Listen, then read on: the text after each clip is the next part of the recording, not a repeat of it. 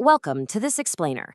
You know, the May 2026 Beijing summit between Donald Trump and Xi Jinping definitely wasn't just a photo op. It was a high stakes handshake that is already sending massive ripple effects right through the global economy. So let's cut through all the political noise and decode exactly what this means for your money, the markets, and the world. Here is our roadmap for today. Number 1, defining strategic stability. 2, China's economic realities. 3, unblocking the global economy. And 4, Wall Street and crypto react. Let's dive in. Starting with Section 1, defining strategic stability, which is the summit's core truce. Okay, so what did they actually agree on behind closed doors? Well, it's kind of fascinating because we're basically looking at two entirely different rulebooks here. Washington went in highly transactional, right? They were looking for visible deliverables. Think massive agricultural purchases, Boeing orders, just a general sense of economic calm to soothe global supply chains. Meanwhile, Beijing played a very systemic political game. For them, stability is all about keeping competition within proper limits, respecting China's core interests, and, absolutely crucial here, managing political flashpoints like Taiwan. To really see that U.S. transactional focus in action, just look at this number, $17 billion.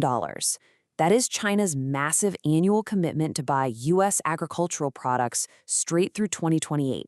It's exactly the kind of concrete, headline-grabbing, dollar value win Washington needed to bring home. And that brings us to the actual mechanics of the truce, these new boards of trade and investment. But honestly, you have to look at what they don't cover. These boards are strictly a pressure valve for non-sensitive goods, just to stop routine trade spats from turning into full-blown crises. The real elephants in the room, advanced AI chips, military tech, Taiwan, they are awkwardly left completely off the table. It's managed rivalry for sure, not a grand settlement. Moving on to Section 2, China's economic realities. Why actually make this deal right now? The timing here is everything. It all comes down to a dynamic analysts are calling China's two-speed economy. See, on the surface, their strategic manufacturing and green tech exports, like electric vehicles and solar panels, are absolutely booming worldwide. But that roaring export engine, it's working overtime to mask some very severe, quiet vulnerabilities back home. Right, so behind that flashy tech sector lies a really painful reality, a 19% plunge in property investments.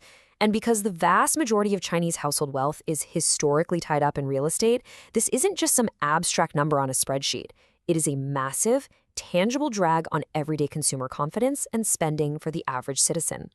When you look at the April 2026 data, the domestic slowdown is honestly pretty stark. Retail sales barely crept up at a sluggish 0.2%, and fixed asset investments actually shrank. This domestic fragility is exactly why Beijing was highly incentivized to shake hands with Washington.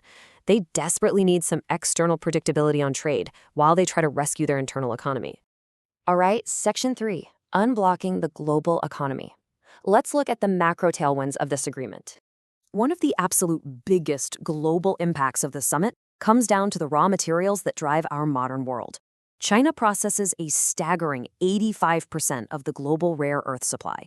By agreeing to ease export controls on these critical materials, Beijing basically just released a massive chokehold on Western industries. I mean, this is a literal game changer for everything from electric vehicles and wind turbines to F-35 fighter jets and advanced AI hardware. And it's not just tech. There's vital relief for global shipping, too. The ongoing conflict involving Iran has disrupted roughly 20% of seaborne oil through the Strait of Hormuz. That sent Asian economies into energy rationing and caused major spikes in global inflation and fertilizer prices. But because China is Iran's biggest oil customer, this U.S.-China truce creates a unique, incredibly powerful diplomatic lever to stabilize energy markets and finally bring costs down worldwide. Finally, Section 4, Wall Street and crypto react. Let's follow the money. Digital asset markets are treating this summit as a massive risk-on catalyst. Basically, investors are suddenly feeling confident enough to place bigger, bolder bets. With geopolitical tensions cooling off, traders are betting on a weaker US dollar and a flood of new stablecoin liquidity into the ecosystem. This burst of confidence has sent Bitcoin and major altcoins surging right alongside traditional stock markets. You can clearly trace this collective sigh of relief across a bunch of sectors. Semiconductor stocks are rallying hard on hopes that the strict H-20 export restrictions on AI chips will finally ease up. Macau casino operators are jumping on the prospect of wealthy Chinese consumers traveling again. U.S. agriculture is cashing in directly on those $17 billion export commitments, and crypto, like we just saw, is riding the wave of a shifting dollar. But, maybe the most telling detail of the entire summit was who was actually in the room.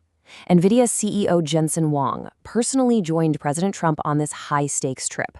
Having the head of the world's most valuable AI chipmaker directly at the diplomatic table, that sends a crystal-clear message. Access to advanced technology isn't just a byproduct of this relationship, it's the whole shebang. It is the absolute center of it.